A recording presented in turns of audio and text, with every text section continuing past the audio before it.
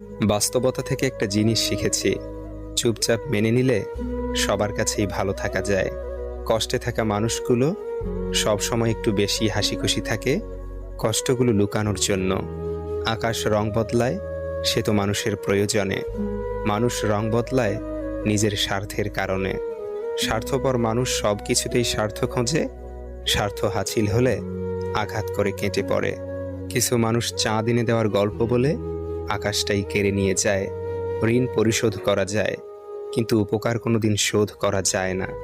হিংসা করে অন্যের ক্ষতি সহজেই করতে পারবে, কিন্তু কোনোদিনও নিজের উন্নতি করতে পারবে না। সুখ কখনো জোর করে জীবনে আনা যায় না। যখন আসে সব কিছু নিয়েই আসে, যখন যায় সব কিছু নিয়েই যায়। পুরুষের ব্যক্তিত্ব তার কথায়, নারীর ব্যক্তিত্ব তার আচরণে। বৃষ্টি না আসলে বোঝা যায় না ছাতার কোথায় ছিদ্র আছে, তেমনি খারাপ সময় না আসলে বোঝা যায় না কার মনে কি আছে।